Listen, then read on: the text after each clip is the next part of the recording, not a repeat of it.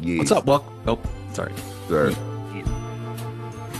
What's up? Welcome to a new episode of Movie Schmovie. This is episode number 463. My name is Steve. I'm one of the co-hosts of the show, and as always, I'm joined by Ron. And hold on. Barbecue. You got it right. You got it right. I'm John. How's it going, guys? Good.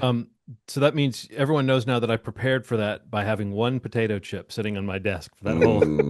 We don't know how long it's been there. It could have just been there since the last time we were there. I think there was a chip on your desk the last time we were there. Yeah. I almost ate it, but I wasn't sure how long it had been there at that point. Did you have a ramekin full of random flavors that you No, mixed? actually, I did not. In fact, that was not a barbecue. That was acting. That was a rippled sea salt potato chip. I think like a Oh, Trader okay. Joe's deal. Yeah. Damn. Okay. Trader Joe's don't miss. But you believed me that it was barbecue, didn't you? It was good acting. I could feel the barbecue. Good to see you both. Today's episode is going to be a lot like last week's episode. We're going to go through the required viewing and then really just talk about anything else we really want to. Things we've watched, things maybe we wanted to watch and didn't, maybe some trailers. I don't know. There's a lot of stuff happening. Yeah. But I like to call these episodes corned beef hash. Just really It's the first time I've comfort. ever heard you say that, but I love that you love to call them that. Because it used to be a different condiment we would use, but now you went for I'm like just- a whole full I'm entree. just calling it a sandwich. It's just like I do get Comforting. sick of calling them because we used to call them ketchups and we spelled it like the condiment. We would say Sure. these were ketchup episodes. Yeah. And then we went through puns and we had ketchup, schmetchup, and we had all these different things we did. And now that our titling is so much more straightforward, it's hard to we sometimes we'll call ketchup. I guess we catch them up. So we've called that a couple times, I believe. Catch them up. But maybe if we start calling these hashes or rehashes or something, we should workshop this. But I like Yeah, we this, should figure that out before we record. yeah. I'm all right with I love that. how before we started recording, we were talking about movies and trailers in a way that Yeah. should have been on the show. Yeah. Then we start Yeah. recording and we have a show meeting about what to call a segment. What they call these kinds of shows, right? That, Yeah. that makes, I mean, that seems pretty That's on a brand great- for us. great Yeah, man, I'm all right with it. Yeah. But yeah, so started off with the required viewing. This was my pick actually this week. I chose a film that came out this year. Had a small theatrical run. It's called She Rides Shotgun. This is kind of like a crime thriller. This is starring Taron Egerton and I think maybe newcomer Anna Sophia Hager, the child actor that's in the film. This is a film directed by Nick Rowland, who, looking at his filmography, I was reminded. I talked about a movie on the podcast a while ago called Calm with Horses that had Cosmo Jarvis in it and Barry Keoghan that came out in 2019, and I was surprised that he directed that. I didn't know that going into this film, but I love that movie as well. Yeah, that's really the only association I had with it. But I found that out afterwards. I had just heard good things about this movie. Even though it didn't really do much theatrically, it came out on demand for video on demand in the last couple of weeks. So it caught my eye. And I don't know, the trailer was great. These like neo-Western type action thrillers, father-daughter on the run, like it just sounded interesting to me. Had either of you heard of it before No, I picked it up last week? I had You know, not. I think I had just seen the title because the title is kind of catchy. Yeah. But I had in my mind an image of like a femme fatale or something like that just from the title. But I had not seen the trailer, did not know Taron Egerton was in it. I think it really just the name crossed my eyes at some point. And I was like, I wonder what that is. Yeah, it's based on like an award-winning novel. I didn't Yeah, Jo- I didn't know Jordan the book either. Harper, yeah, won the Edgar Award for Best First Novel in 2018. Pretty cool. But yeah, I don't know. What you guys think of She Rides Shotgun? I guess Ronald, you want to start us off?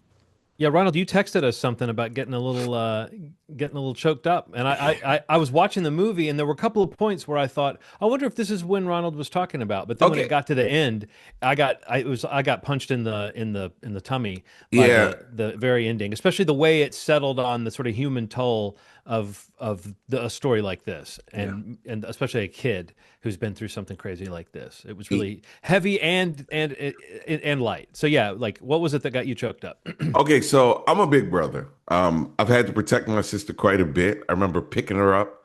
We're recording this on 9/11. I remember when 9/11 happened, and my mom was in Virginia. She didn't get back until, it's so weird that this is popping up in my head. She didn't come back until 9:12, and it was like 1 o'clock in the morning.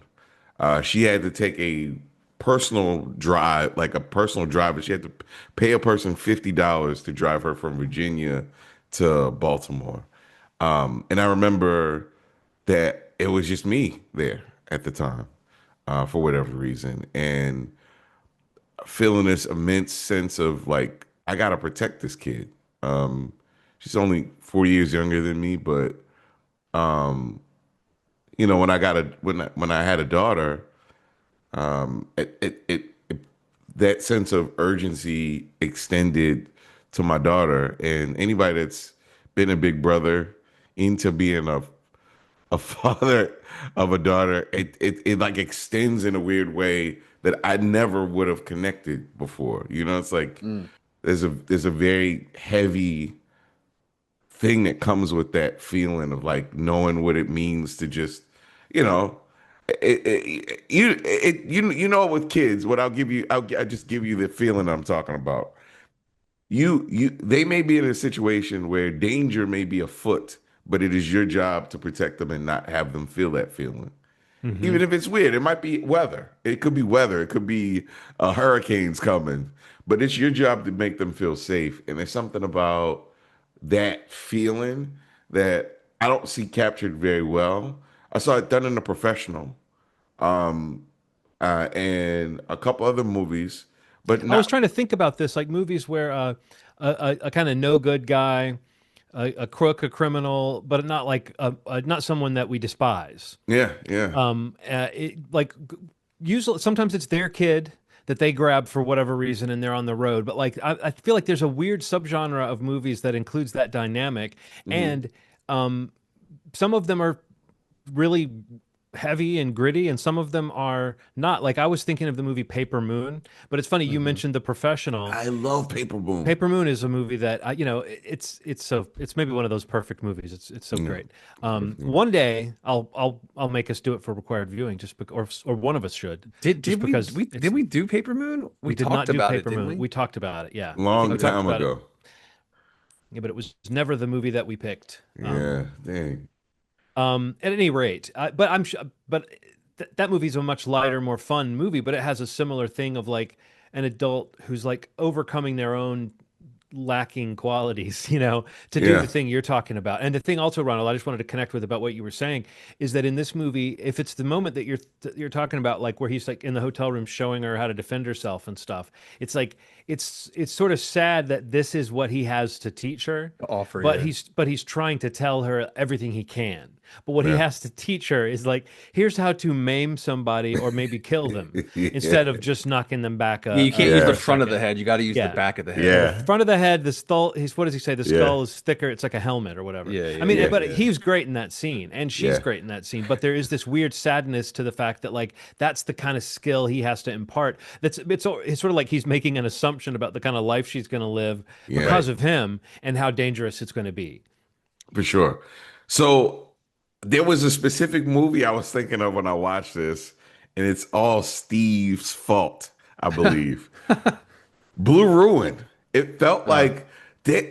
I don't, man, there are these Hmm. movies that do dirty white men in a way that it's just filthy, fucking terrible people in the middle in a small town Yeah, where it's like you figure you know that it's organized crime. You don't know who's yeah. doing it, and then you see who's doing it, and you're like, "There's a worse person than these people."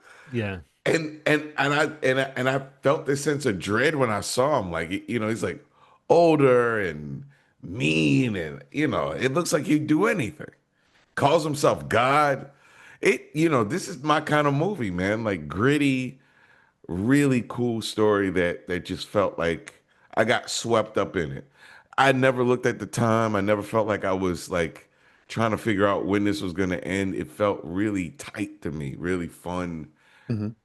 Fun in the way that it just felt like it was paced really well, not fun in the subject matter because it was obviously really sad what the kid was dealing with. And then the end reminded me of a horror film. Uh, Specifically the second movie or the in the X trilogy.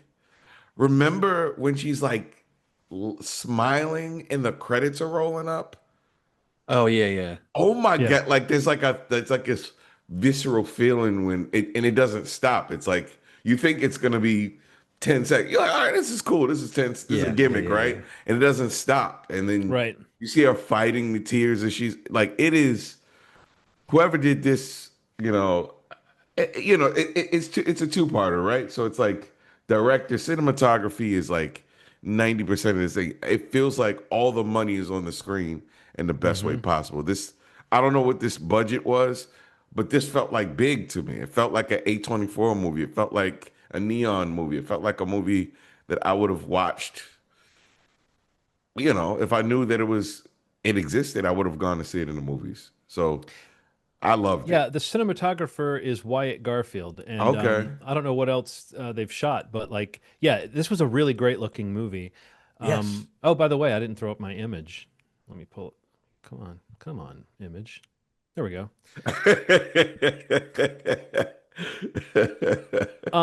The and I'm not making any comment on the state of the world at all. By the way, this is just a frame from the movie. That's the only reason. This isn't like the going to be my new avatar on every site. No, yeah, the look and feel of it. There was a shot when they were in that little chapel or whatever, and she was dressing his wound, and it kept cutting to this long shot where they're kind of framed under the light, and there's this Mm-hmm. darkness all around them. I mean, that's Mm-hmm. just one of many shots. The shot of That's great. Park, the cop, when he like shot from inside the dumpster, and it's like he's silhouetted, and he snaps a picture. And Yeah. I mean, Yeah. some of those are kind of showy things. I always think of it as the sort of Breaking Bad, Better Call Saul rule of like, if you have a cool shot and it needs to be motivated by something to do with like the mood or whatever, Yeah. but like you just put the camera in an interesting place sometimes and it shows that you have it's not like every shot's trying to be bizarre. It's like every shot's trying to like what do we have here? What can we capture here? What mood can we capture here? And something like that shot in the chapel, there's very sweet little father-daughter stuff happening, but the sense of doom that's around them is, and that's one of the things, Ronald, when you were talking about Blue Ruin, that I feel like this movie definitely has, is just that sense of doom Yeah. that's Like there's coming. no Like good this way guy feels sense. doomed. Yeah. And can some light escape from this dark world that he's created for himself, And we sort of start to hope for that. And it's like you feel like you've seen movies like this that pull their punches, and you've seen movies that go all the way. And I think this movie Yeah. does a reasonable job of going all the way and not like bullshitting the what you might hope for at the end. And then ending on this note of the little girl who's now like in the system, and like now she's just being told this is where you live now. I mean, it's maybe the first time I've felt that moment depicted so heartbreakingly, at least that I can think of, where you're focusing so much on the kid. And maybe because we've seen this kid go through this adventure, we're totally in the mind of this kid at the end. I don't know. I just Yeah. don't know that I've Yeah. seen that moment played that way as the last moment in a film like this. As opposed to the moment you normally get where, oh, there's a little bit more of a positive spin. Even Hunt for the Wilder People, which I love, ends with like the two characters kind of teaming back up at the end. Like you've Right. got them, and so but at the end Yeah. of this movie, that can't be. And I think that's something that's extremely tragic because of what you're talking about, Ronald. This guy has this limited time with his daughter, and he's trying to help her in every way he can. And I'll tell you something: the cops, the bad guys. In this movie, nobody has any fear of killing a little girl. It's crazy, like how No. many people are just shooting. Like the guy who tries to defend the corner store, the guy who just gets his gun out of his car. He's just opening fire. You can hear the little girl screaming and stuff. That's kind of when the movie ramped up. When you're talking about the budget, Ronald, there's like when Yeah. the cars start crashing. It did at that moment kind of go in my mind from a kind of movie to another kind of movie. Yeah. Like Yeah. I thought, oh, he's going to have a slowly festering wound and they're going to barely escape and go hide in a barn somewhere and then he's going to die. Like I was expecting a much more like morose thriller. What this turned out to be was more, well, I expected more of like a crime drama, and this turned out to be more of a thriller because what happens is the cop, the sort of questionable cop, puts him back in as like puts him on this mission and all that. Like that stuff was very much almost like action movie style ending. But the movie doesn't do it in a cheesy way. Yeah. But I just anyway, okay, go ahead. go. No, no. I'm sorry. No, I was just saying, but I was just kind of putting a bow on that idea that like what really stuck with me was like the look and the feel. It almost felt like this is material that I've seen done in less, just with less quality before, and this movie somehow stuck the landing of being kind of what you said, just engrossing throughout. Like I never really felt like I was faking things to keep me hooked in. I was really hooked in with the characters. I just never seen people film like this before. Like I'm like looking at this cop. I'm like, why does his face look so beautiful? He's like this. His eye. He does a lot of eye acting. Hmm. Detective John Wayne, and he's like the the when the cop knocks on the door and he realizes that he's been followed, and there's like this like I'm gonna I'm gonna have to kill somebody. Yeah. Like I'm gonna have to kill somebody. He's gonna kill me or I'm gonna kill him. And then he's like crying through the freckles. It's like this like I don't know. I this a lot of poetic shots, man. Like and I was not expecting this from this movie. Like I'm like going into it thinking like I'm gonna watch a cool movie with Edgerton don't miss. He doesn't pick bad movies. I mean, there's a reason why, there's a reason why this actor chose this movie. He's also a And producer on it. Yeah, so Yeah. right, oh, that's really in the cool. credits, yeah, I saw his name. It feels like I bet you if you Hiru Murai too, who's like a mark of quality a lot of Yeah. times. I bet if you ask him all the movies he's done in the last couple of years, he's probably going to point this one out as one of those ones because it feels he's doing something different in this one. It Yeah, feels like, you could also feel it too. Like, I don't know if you saw him doing any of the press for it. Like, oh this no, is a no, pretty small movie. Like, he was on, like, doing, like, the late night shows. I saw him on, the different shows promoting it, which is cool mm, because, like, he's a producer. So obviously he wants to get out there. He's got motivation for the movie. And he clearly was happy with the movie. I mean, he was, like, talking very positively of the filming and the filmmaker and just being happy with the movie that they made. But, yeah, I don't know. This movie, I really like this movie a lot. When I finished watching it, I wanted to watch it with Erin, and she just didn't work out. I showed her the trailer, and she was interested, but I was just like, wow, that was really good. Like, I really kind of wish you'd watched it with me because it yeah, was. I mean, I watched it again, but it was like there's just a lot of great sequences, and I also I felt like the score was really propulsive as well. yeah, Like, there's a lot of sequences, especially like earlier on, like when they're on in the car together, like at the convenience store leaving it, and the cop chase sequence that's right after that. Like it, not that it is, but there was some like vibes of of I don't know of like Drive, Yeah, no, like that I was thinking it electronic as you said it. score. Yeah, yeah. Yeah, like it Like a really made pulse to the me. film. Yes, exactly the propulsive nature. Like it really did feel like it was. Yeah, that's perfect. Like a pulse. Like it felt like it was just kind of beating through it.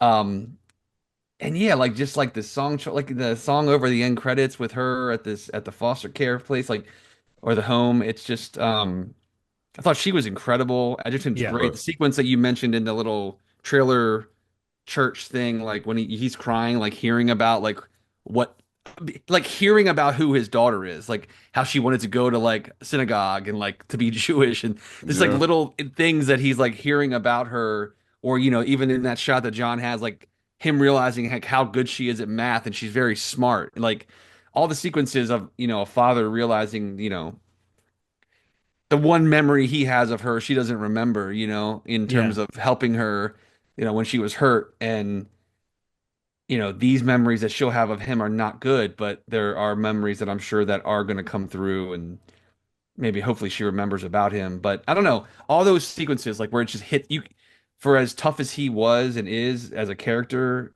in this story, you kind of got it earlier, Ronald, but as tough as he is, and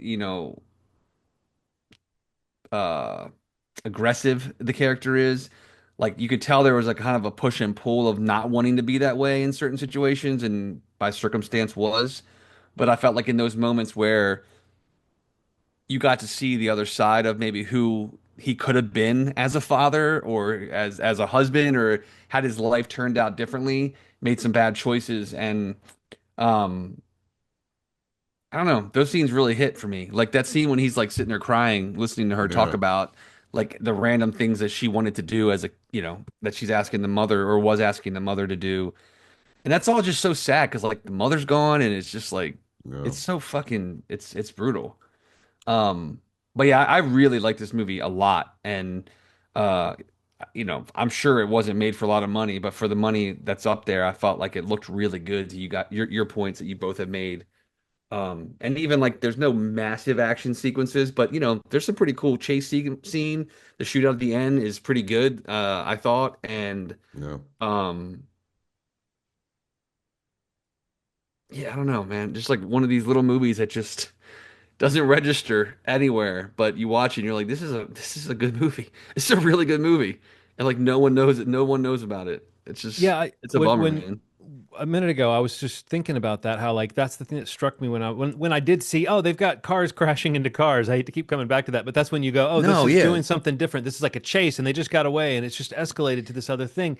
And I thought like, how much did this cost? And then I was like, how much can this movie possibly make? And then I thought, what are the economics of just like a streaming service having like what are Right. the Right. how does a movie like this exist without Yeah. being like, Totally I mean, true. Yeah. without being marketed to the extent that we would have seen that this is how it made 30 or 40 million in theaters or something like that. Like Yeah. Yeah. what's the success for something like this? I mean, I'm sure there's a metric of a sort, like the Bloomhouse formula or whatever. I'm sure there's some way movies like this get made, whether there's a plan to make money off of them. But it's Right. weird that I feel like at times people talk about this kind of adult movie as a thing that they don't see enough of. And this is a serious, I mean, whatever you think of it, I do think, like I said, I think it's on paper, the bones of it, or maybe sound familiar. And it's not the most original story in the world, but I don't know, I liked the way that it really was based on the characters and that the little girl really, it really is her movie. You've mentioned that she's good. The actress, Anna Sophia Hager, I Yeah. believe. And then, yeah, we mentioned the Detective John Park is played by Rob Yang, and he was great. And then his partner, Jimmy, played by David Lyons, I thought was really good too. Like their Yeah. scene where they kind of have to face off with each other was Yes. again, you've seen this scene before, but it starts to set Worse. up even Yeah. more this idea of like how scary John Carroll Lynch's character is, the god of Slabtown. Like, and that first shot we get of him, they were just prowling through his domain, and the camera's kind of tracking him, and he's this. It feels epic. It feels Yeah. like you've been waiting, like you've been hearing about him for the whole movie, pretty much. Yeah. And when he finally shows up, you feel like you felt him there without seeing him, and it's like. That's a cool storytelling move to make you wait that long to see. You kind of were alluding to this, Ronald, just that there's a deeper story and a deeper story, and then when you finally catch who's like the villain truly in this story, Yeah. he's scary, and they do everything Yeah. they can to make him seem like he's just the worst, most Yeah. murderous guy. So yeah, and he's great too. If you know John Carroll Lynch, you've seen him play all kind of creeps and Yeah. Oh, intimidating he's the best, characters. man. But in this is, I feel like this is a little different thing than I've seen him do before. There's a dynamic in this. Okay, so whoever wrote this is very familiar with We've got his film. name. Nick. It's three guys: It's uh, Nick. Jordan Harper, Ben Collins, and Rook Piotrowski. Okay, whoever wrote this angle of the script is very familiar with the imposter syndrome that you have sometimes of being a parent, and how Hmm. sometimes, if you're being honest, sometimes you're being parented by a kid. I'm just being honest. Yeah, you know what I mean? It's just like this. There's like when the crying scene is a little heavier than it's all that stuff happening, her talking, but also he also started crying because she was instructing him on how to treat the wound after a while. Hmm. Like, oh, hold it here, and Yeah. it's like that thing where like you realize that like you, it's hard being an adult all the time, and sometimes I wind up saying something like something starts leaking out that you don't necessarily want to say to your kid, that you wind up saying to your kid like I'm really tired. Like Yeah, I'm right. Or really just whatever. You confess something about yeah, your he's like like mental state to yeah, them. you're like I'm tired and I think I'm gonna cry. They're like, why are you thinking? Why are you gonna Yeah. cry? You're like I'm just really tired. He's Mhm. Yeah. like Yeah. I've never been that tired before. It's like it's funny just that dynamic is something, it's only one other movie I've seen do that dynamic of like a parent, well, an adult and a kid kind of hard candy, where this dynamic kept changing between the kid character and the adult. I mean, this was for much different reasons because this guy was a pedophile. I was about to say that's a different vibe, right?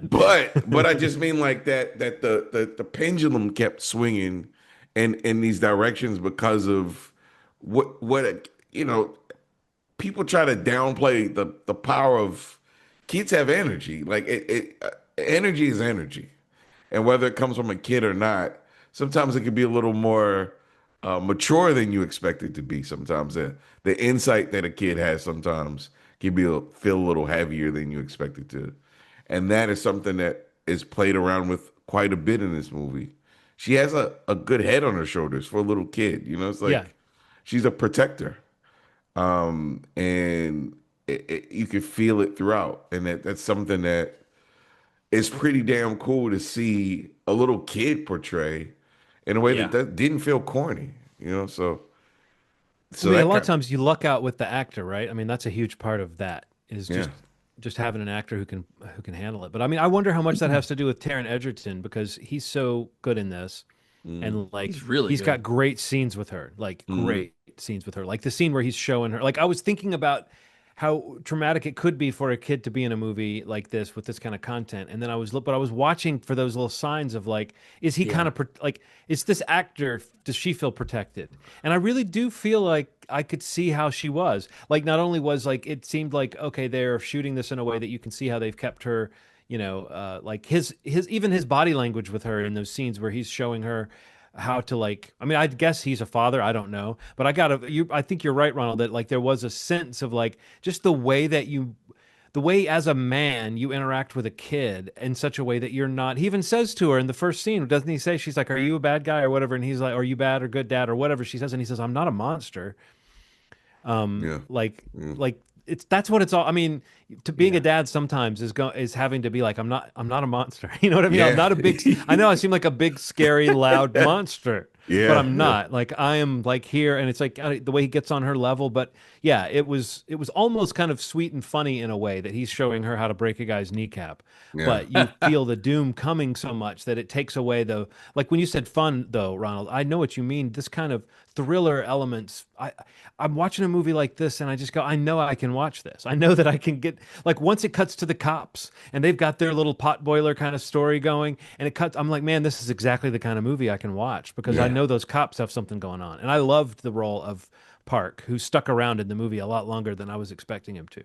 Yeah. Um, and Yeah. his kind of tragic, he sort of is, his hands are dirty at the end too. And so he's got this kind of rueful expression. They don't let him off the hook, but the movie does. I think the movie understands that they're building a character that we like in Yeah. him. That every time we see him, we like that he's smart, and we like that he's like the only person outside of this story that's trying to figure it out, and not just it's not part of the whatever, what do they call it, the green light, the sort of signal to kill. Yeah. The Um, steals. no, it seemed like I could see a novel being good because you could see how some of those things would be filled out, just some of those details. I don't think the movie fully explains what it was about that one guy getting killed that was connected to why Taron Egerton is now like the guy who got killed before he got let out of prison. The guy, Oh, this okay. Right, right, Chuck right. Hollingworth or Chuck Yeah. Collingwood or something they said that him getting killed was a sign that the green light was out on Taron Egerton, Yeah, I and they don't really never get that. really explained that. But I think it's interesting how at the beginning of the movie that was really I was hung up on that. But as it went along, I'm like, well, if you were in this situation, no one like the cops don't really know. No one really knows what the reason behind it is, and it doesn't really matter. You know what I mean? Whatever it is, it's not worth all this bloodshed. Yeah. And he treated them to food when he found them, and they were eating churros. It's like this Yeah, thing that my brain, it's like these things that like they're kind of letting you know that he's a decent guy a little bit, maybe yeah. kind of. Well, didn't you think maybe he's got his own devious, weird thing he's trying to pull? But the movie kind of the reveal is that he was actually just going off book a little. Like Right. that's. But I mean, Right. there's a minute or two where you're like, is because you're right, Ronald. He had these eyes that were very soulful, but like I'm talking about Park. But you could also see him as so smart that there's a moment where you're like. I mean, I'm not saying anything, don't worry, Ronald. But it's like on Alien Earth, there are several characters that when they just you watch their face while they're thinking, you're like, what are they thinking? What is this motherfucker thinking? And I Yeah. felt like Park had that inner life of like, is he just manipulating this guy, or does he give a shit at all? And I think Yeah. maybe the movie showed him coming to terms with, oh, I give a shit. It's Yeah. not just, whatever.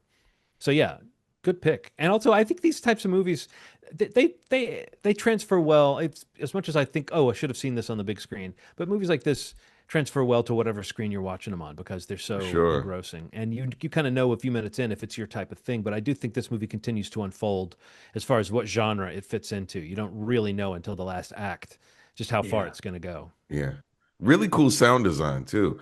Yeah, It bothered me how well this movie was made. I'm like, that you I can know what you mean. this is a It movie was that you annoyingly good. annoyingly good. Like you can take this movie to a studio and say, this is what we can do with this budget.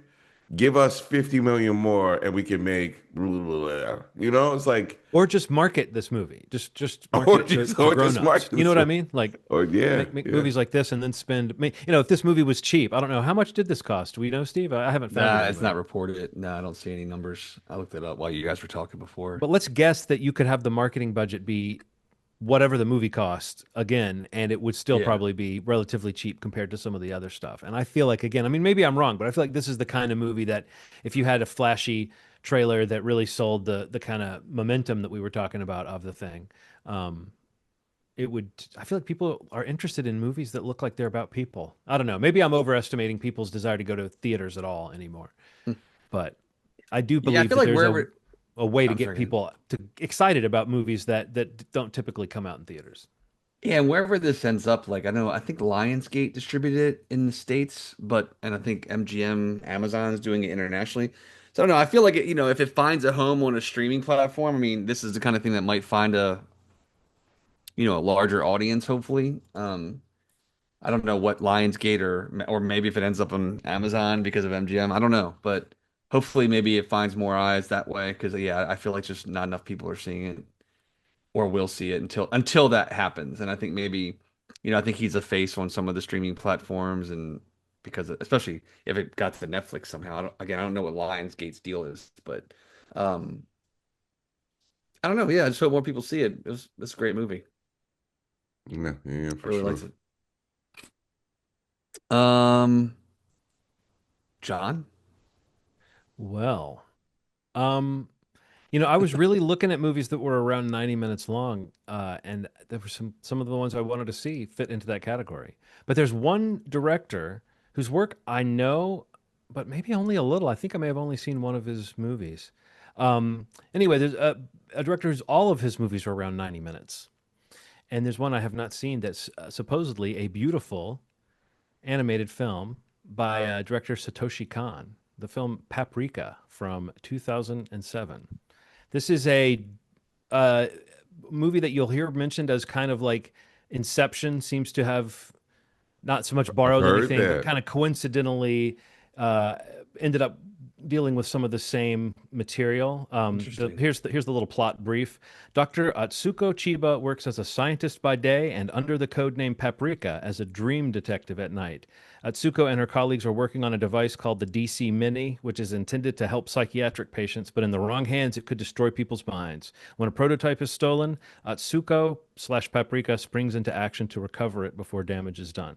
If you look at a trailer or any of Satoshi Kon's films, I mean, they are beautifully hand drawn animated films. If you've ever seen Akira, it's that kind of that level Hmm. of like um, just lushness of animation. And we've talked recently about, at least you and I, Steve, have talked a little bit about being a little like anime is a little bit of a soft spot Yeah. for us. So this is one that I have kind of always intended to see, and it's cross Nice. genre. When you see the description of the story, it's called horror, thriller, action, mystery. Yeah. Um, Sounds awesome. and the only thing I've heard that's a criticism of it really is I've heard that the plot can be kind of incomprehensible and like some of the characters and the dialogue might be kind of thin. But what you also hear is how it captures dream imagery and how one scene goes into the next in this dream world just is supposed to be really dazzling. So all that in under, well, it says exactly 90 minutes. Come on. It looks like this is on Tubi, so this you Yeah. can watch this for Yeah. free. Yeah. Uh, John, cool. this is a good one. I've never seen it. There's This is one of those ones that I've always wanted to see. Always wanted to see. Never Cool. saw. I'm excited about that. Thank Yeah, you, I'm man. too. Paprika. Is that the theme song to it? Yeah, like Nabisco, except Yeah. just I can only hope that's the theme song. Yeah, there's a lawsuit from Nabisco. oh man. So what else have you guys watched? Anything exciting? Um, I went to the movies. What'd you go You went see? to the movies to see. Yeah, man. The bookend to the Controverse. Oh, Oh, you okay. saw it. You saw it. Oh, I cool. I did. didn't tell us about it. But based You, on the most dangerous hold on. I'm sorry to interrupt you. It's crazy, right? You were a part of the biggest opening globally for a horror movie ever. Did you see that number? Yeah. Like $194 million globally, like beating like It Chapter One. Like that's some insane numbers. I was Well, trying the to think. Conjuring series, that name means something, right? I It mean, like, does. 100%, but I mean that number is like far away than any other Conjuring. I think the next one was like in that universe was it The Nun? I think that was yeah, the next number yeah, that was close to it, but it was like not that close to it. Yeah. right. I think the difference is the marketing for this one. Because they showed the regular, it's like the Conjuring, Last Right. Rites, and then they go, the most dangerous case that they've ever taken on. Yeah. When they did that and they show the date, and I Yeah. think that does something to people. We're in this Cool. Cool. documentary sort of period where people are just like, I'll watch it on Netflix, I'll watch it on Netflix. And this Hmm. this this gives you the most dangerous case that they've ever had. And it really, here's the problem. The first Conjuring is one of those movies that is like in high esteem for a lot of people. Oh, it's amazing. And I feel really haven't felt like they've been able to create the second Conjuring. I really enjoyed the third one.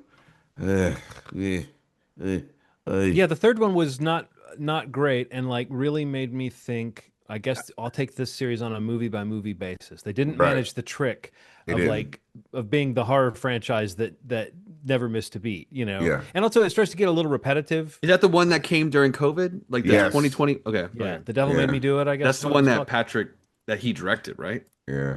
I guess Yeah. so. Oh yeah. The devil did Or make maybe him do maybe he didn't direct it. I don't know. I know No, he directed something. he directed an Insidious movie, Oh, maybe? Insidious. Okay, okay. it. Or as I like to call them, insidious. You know how I feel about those movies.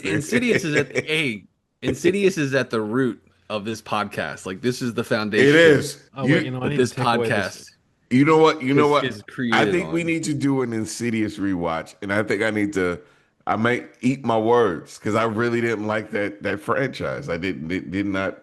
Well, I felt like you liked the first one The first one was good, and on the podcast. Remember then that it was was like one of like our first episodes. yeah, then it was like I'm in the dark with all these shadows and 18 people in the basement. I'm like, what the hell are we doing right now? But yeah, this movie was so this is intergenerational at this point. So at this point they have a daughter that is graduated from college. She has a love interest, and while they're dealing with this case, you realize that they're going back in time, and they're saying why they basically stopped doing it full Right. time, and it was because of her, and it was because of this huge demonic force that kind of came and Mm. wreaked havoc in their lives. They thought they closed the chapter. You know, why is that all when you got demonic forces in your life, Ronald? Uh, Why don't they wreak something other than havoc just every now and then? Like, wouldn't it be yeah, neat if they like wreaked muffins? yeah, or wreaked jewelry or Yeah, wreaked jewelry. I mean, Some honestly, something money. of some value. I yeah, just mean like come buy, a little banana nut muffin or something like yeah. that. And That then it would be would make it delicious. more of a shock next time they wreaked havoc, frankly. Yeah, Anyway, yeah. There's a little break from the monotonous yeah, that's just the one note that caretakers. I have for demonic forces is Yeah. why does it always got to be havoc? Why? Uh, there's really this story that the daughter has been cut off from the family business, just to keep her safe, and it's very apparent after the force comes back that they're gonna have to leverage every force that they possibly can to make this thing go away. And it's no Conjuring one, but it is up there. It's a solid movie. The sound design's really cool, so you can feel the things moving around in the room. So there's some jump scares, uh, but it feels a bit rushed. It feels a bit like they're trying to tell you, I've never heard of this kid. They introduced this kid to us like, oh, you should have known about her daughter. You know her daughter. You know her. Who plays the daughter? Uh, Good question, because I haven't seen her before. Okay, I was Um, curious. let's see, last rites. Yeah, I've never seen. What's her name in the movie? Oh, Um, Judy. Here it is. Mia Tomlinson. yeah, is she? She someone famous? What is she? No, she hasn't. She hasn't really been in a lot. Yeah, I've never seen her face before. So TV stuff, shorts. Yeah, this is like her feature, like big movie debut. she's good in it, and she really is good at. I was only asking because like, isn't Vera Farmiga and Thaisa Farmiga like they're Thaisa, maybe. sisters or something? Or They is it? are.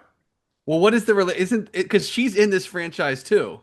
She Like is. Isn't she the the nun? Nun or The something? nun. Yeah, yeah. Like they're like. Yeah, I was like they kind of jumped the gun on it because she could have played their kid probably. Although I don't know how old she is, but they're sisters. Vera is the Okay. oldest sister. Thaisa is the younger sister. That's so funny that they did that. Yeah, okay.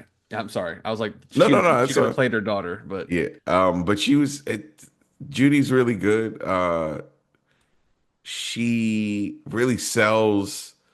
It's funny because it's like an exaggerated world where things are pulling you, things are jumping out at you, and you kind of got to be sure. game, and she's game. It's a lot of going to the past, going to the present, sort of stuff, and it comes across really well. Um, but not a perfect movie. Like I said, felt a little sped up.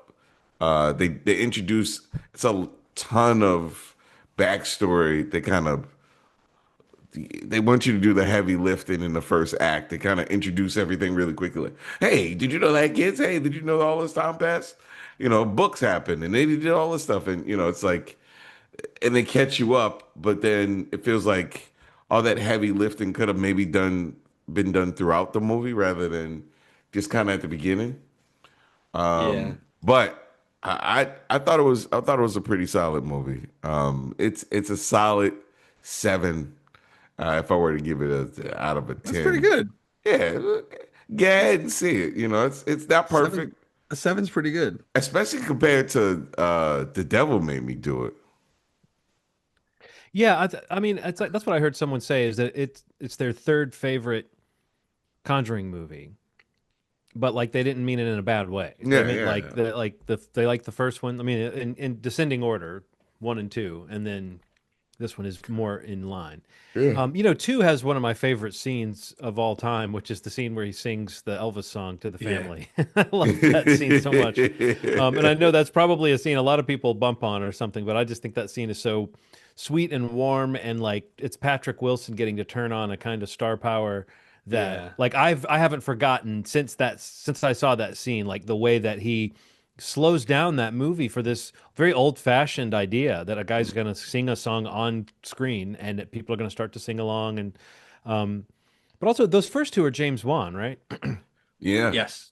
I yeah. mean, I know his movies aren't always people's favorites, and he's kind of divisive stylistically with people. But don't you think maybe the James Wan element is a huge element It is. in those first two movies being kind of successful in the ways that they are, particularly the first one?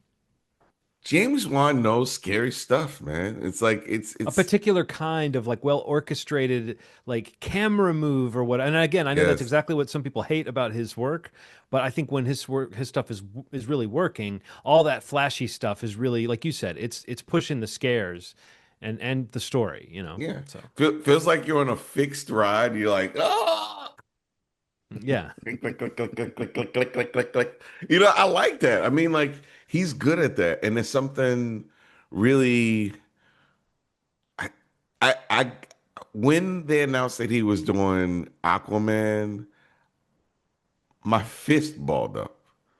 Because I was like, I fucking want to see you do hard, It's man. yeah, it is interesting, yeah, like because he's got the Atomic Monster production company that they merged with. Well, he had for a while, but they merged with Blumhouse recently.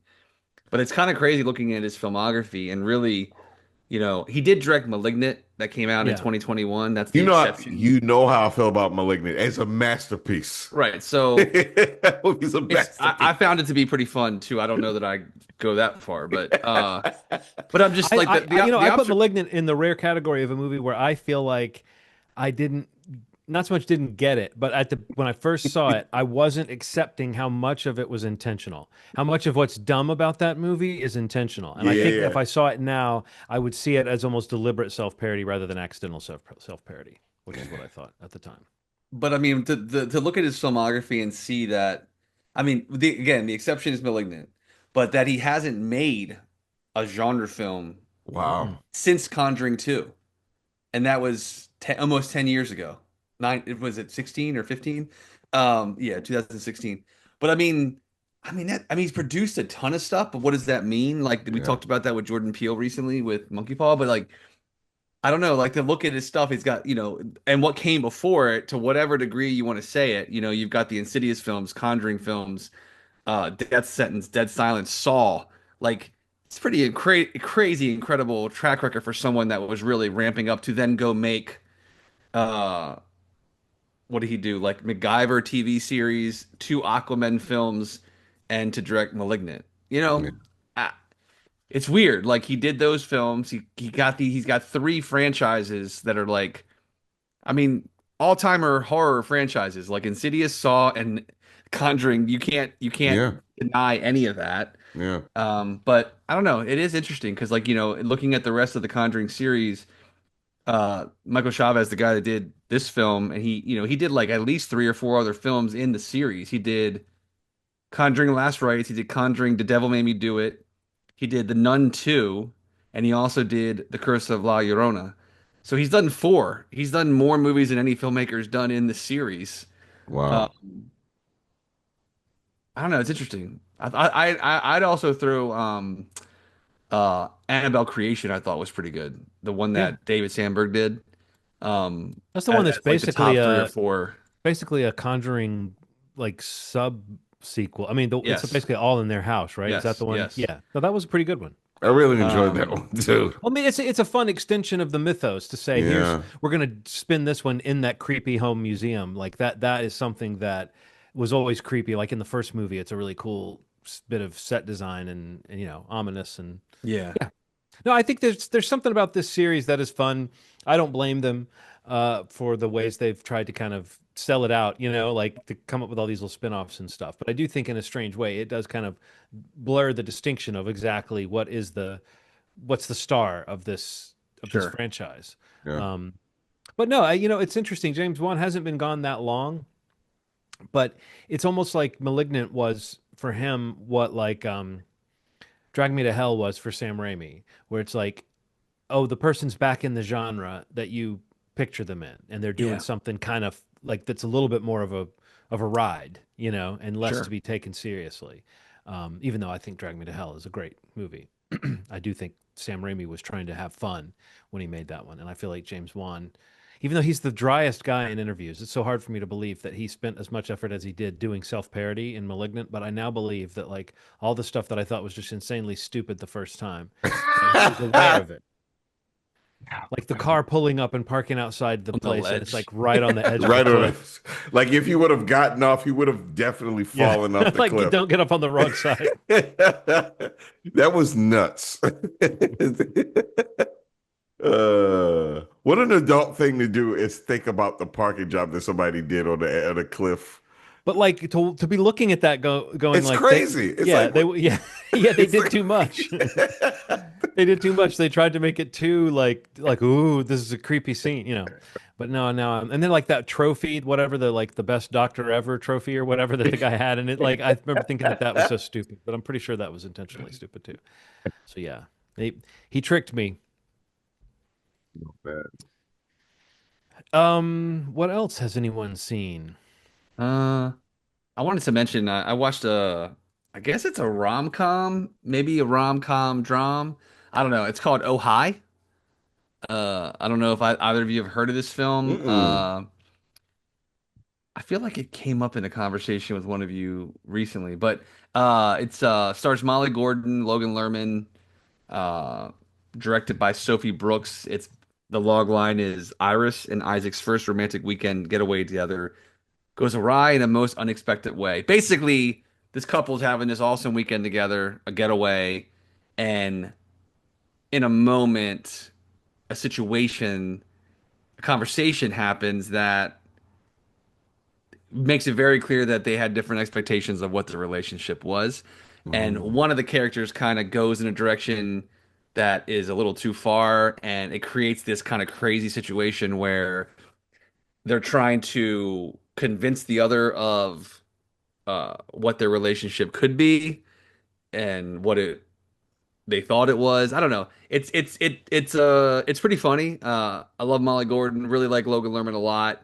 There's a couple other faces in it that you recommend. I won't mention them just in terms of where the story goes, but I don't want to give too much away about the movie. But just to say, really, really clever script, really entertaining kind of discussion around I guess modern dating expectations, Mm. patience in a relationship, and maybe also, what drama or history or weight that you bring into your relationship that like, happened in your own life that your partner or your person has no awareness of if you don't care to share that with them. And, it can really impact the way you act in a relationship.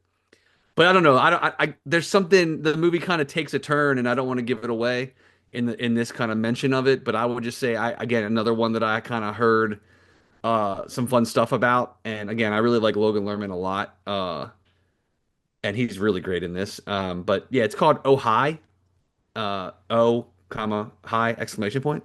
Mm. It's on Prime Video. You can rent it, check it out. But came out a couple weeks ago.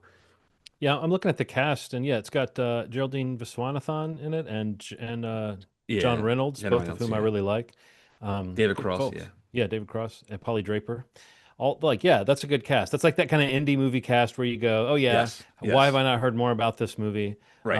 With these people in it, or with this many people that I've heard of. But yeah, I'm curious about this, especially with you alluding to kind of a turn.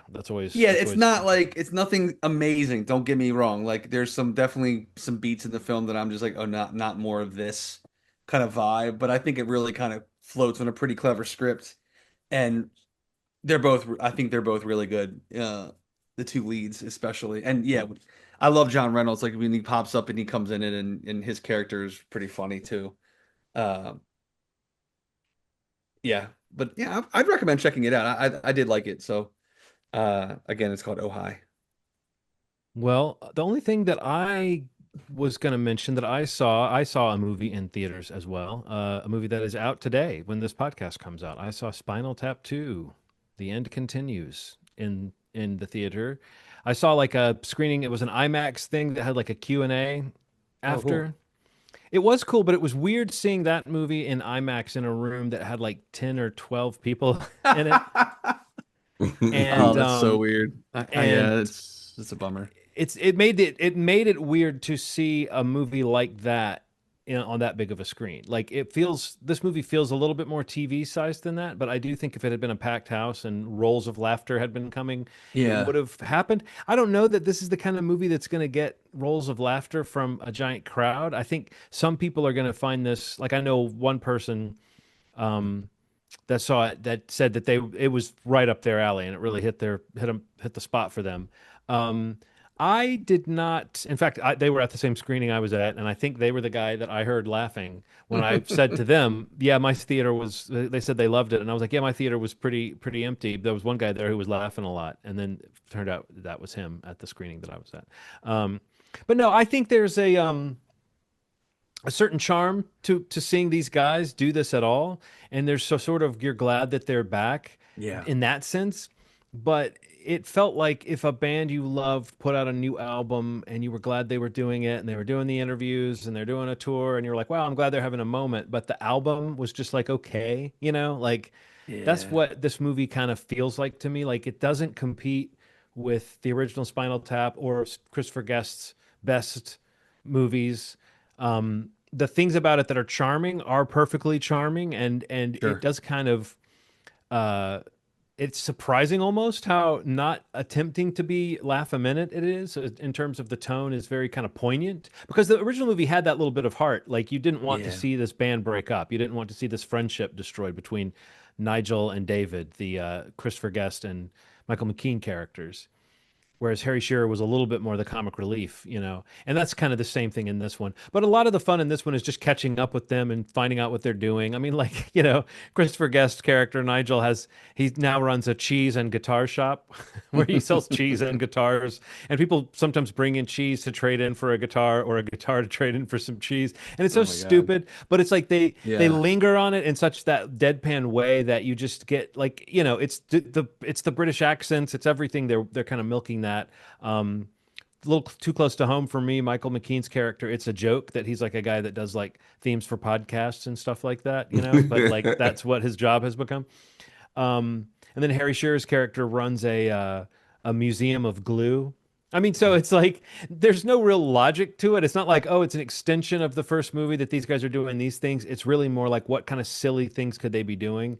And I will say the movie kind of feels like it misses a little bit of a like connecting with the current culture. Like Spinal Tap in the movie is both like sold as like as kind of like jokes, but also they are sort of legends. And I don't think the movie ever quite decides if the world thinks of Spinal Tap as a legendary band that needs to get back Hmm. together or if they're a joke band, And I Yeah, think yeah, that yeah. like because of that, it never can quite connect with like a true parody of a modern rock documentary, the way that the original Spinal Tap was really targeting the form of documentaries and really kind of stuck to that ethos of shooting it like a doc. This feels like it fudges it a little bit in that vein of like The Office in one of the later seasons or something where you're like, this doesn't really feel like a documentary crew is capturing this. Again, I'm not trying to be too much of a stickler in terms of form. I'm just saying that it doesn't have as sharp of a satirical point as the first one did. This is more of like this feels more like an extra on if you were to like in like it's a parody of a DVD that would have an extra documentary about leading up to the tour or something. Like the Right, bands, right. they're basically sitting around the studio playing songs and riffing, and there's some funny stuff and some stuff that doesn't quite land, but it doesn't have the art. Like the original one had the arc of telling the whole story of this band. And so you have studio footage and them on tour and then like different parts of their career. This is Right. more like they announce a show, they're contractually obligated. It's kind of funny. There's a show, they have to play one show. Um, and then it's them leading up to the show, like the 10 days leading up to the show. So there's a lot of them in the studio, and it reminds me, it's kind of like it's doing a parody, a little bit of like Get Back, of like, here's the band in the studio putting songs together. But it's not really clear why they would be putting together new songs for a reunion show that they're doing as a contractual obligation. And again, I know I'm using logic, but that's the kind of thing the original movie had the logic of like, this feels like a real parody of a career. This movie feels like it's just a hodgepodge of little silly ideas. So you get new songs and old songs.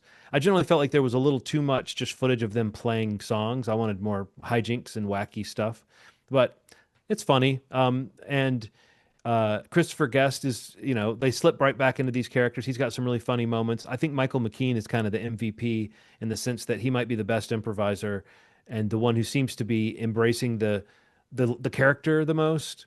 And I wonder if it's because he's a guy who's had this legitimate acting career that now people kind of think of Michael McKean as a great actor. So for him, this is more like, oh, I get to go and play and do this silly thing that I'm kind of known for. Whereas I think the other guys, they don't seem to have as much on the line. I don't know. That was just the impression I got, was that Michael McKean was a little bit more like aware, oh, this is an opportunity to do some improv and be silly and show up. Whereas Christopher Guest is almost playing too straight of a character. It's interesting. I don't know if you liked the original Spinal Tap or if you like that Christopher Guest style.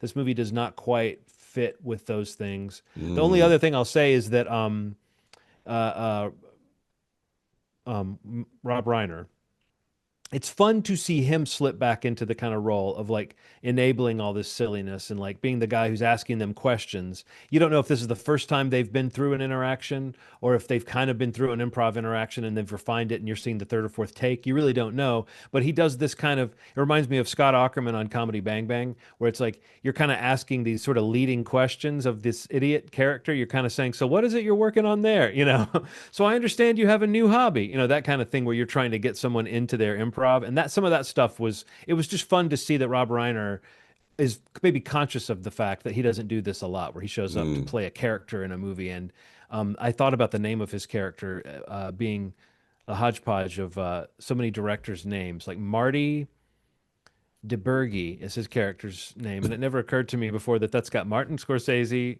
Brian De Palma, and Steven Spielberg in it. It never occurred to me before.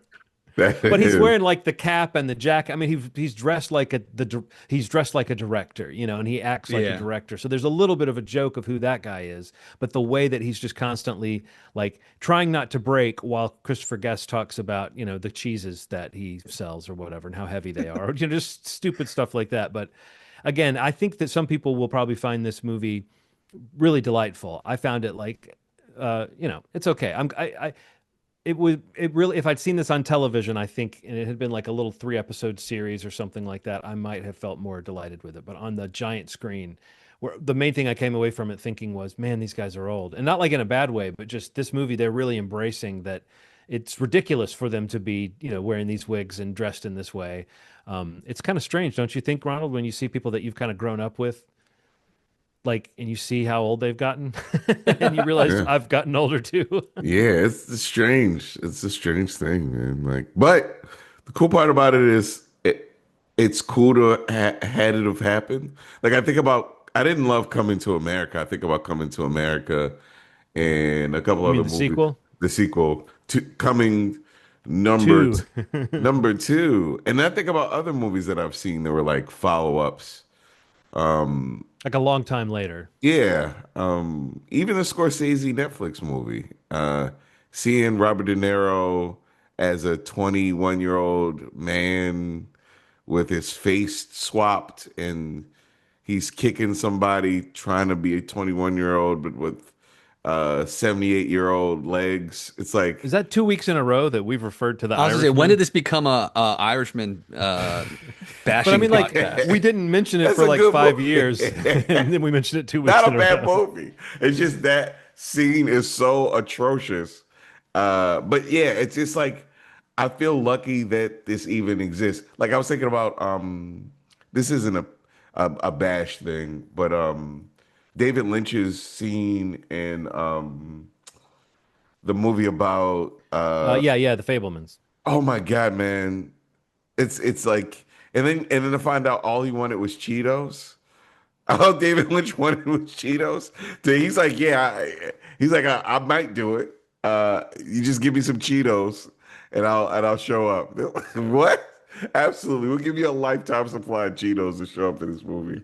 And he does this cool 5-minute scene that just is gonna be in cinema forever. You know, it's just like I feel lucky that that stuff exists. You know, I'm probably gonna see Spinal Tap II at some point. And the fact that that stuff exists, I feel lucky. You know, even if it's a bad version of a thing, at least it exists.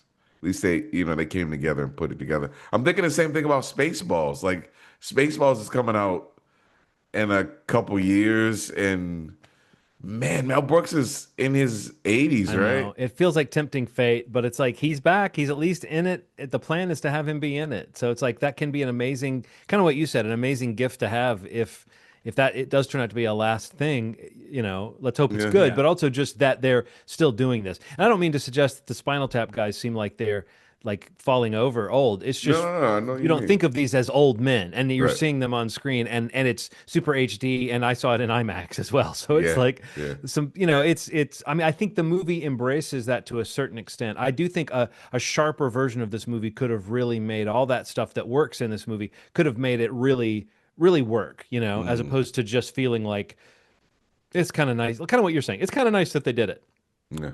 but it doesn't. I mean, and as I think about it, like some of the fun is like seeing Paul McCartney show up, and like seems to be a guy who's really happy to be there. Like Paul McCartney seems, it's not like a parade. There are some parts that's parade of cameo stuff that's maybe a little bit, hit or miss, but Paul Yeah. McCartney has a little bit more to do. And there's kind of a funny bit where he suggests a correction or a note on one of David's songs that they're working on.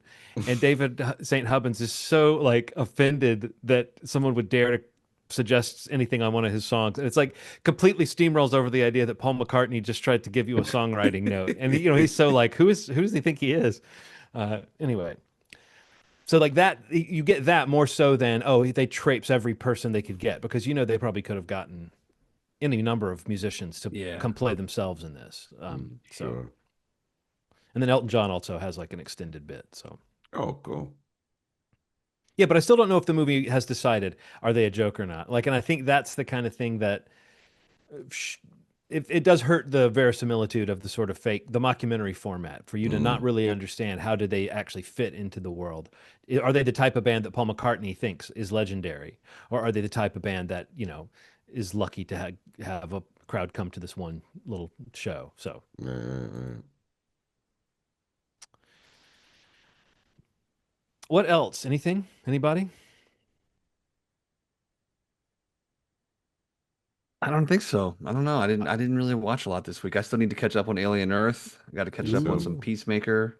the new one, Steve. Uh Shit got real on the new Alien Earth. yeah, Task. I got to catch up on the next episode we got of that, which we can talk about maybe next week a little bit more. Yeah, next week we'll talk about the Um first few episodes of Task. Maybe they'll send us some yeah. peacemakers after that.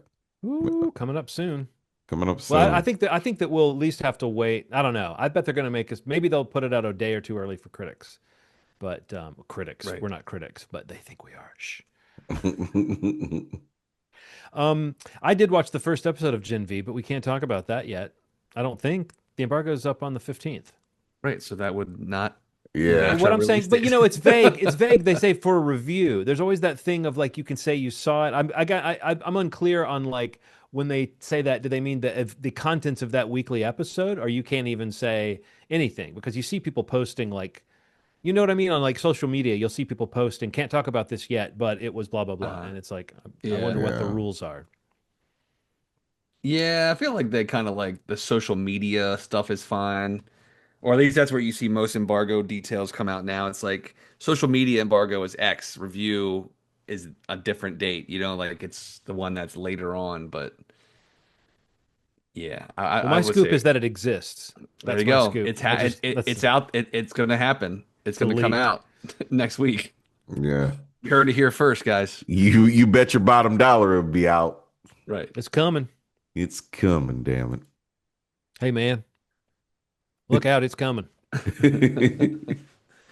All right, cool. Well, I think that's an episode then. We did it. Moviesmovie.com is the website. You can go there to listen to the past episodes of the podcast, or you can use it just for a link to your favorite podcast platform if it doesn't want to be our website. You can also go to youtube.com/Movie Podcast. Let me tell you, on YouTube, you can actually listen, watch the whole thing, or watch What? clips of it. It's like it's maybe the best option. I don't know. It's an option nonetheless. You Ronald, decide. did you know about this? Just finding out now. Just Yeah. finding out Where's now. that little Man. boop, boop, boop, boop, boop, boop, boop, boop, alert news, news, news? That's what you can do on YouTube, fam. You can do that. We have insider information and it's been proven true. So Yeah. yeah, if you go to YouTube, subscribe, hit the bell so you get notifications. There's all kinds of different ways to check in with us. And if you do listen, watch anything on there or anywhere really, if you leave a review or a comment or just let us know what you think, or if you check out She Rides Shotgun after listening to this or any of the movies that we talked about, let us know what you thought of it. It would really be nice to hear from anybody checking out the podcast. Um, Otherwise, I guess we'll see you next week. Again, John, your pick. Satoshi Kon's Paprika. Again, on Tubi. It's also, you can rent it and check it out digitally if you want to hit Amazon or the standards for the video on demand releases. But we'll be back next week. Thank you so much for listening. And as always, you made our day. Thanks. Bye.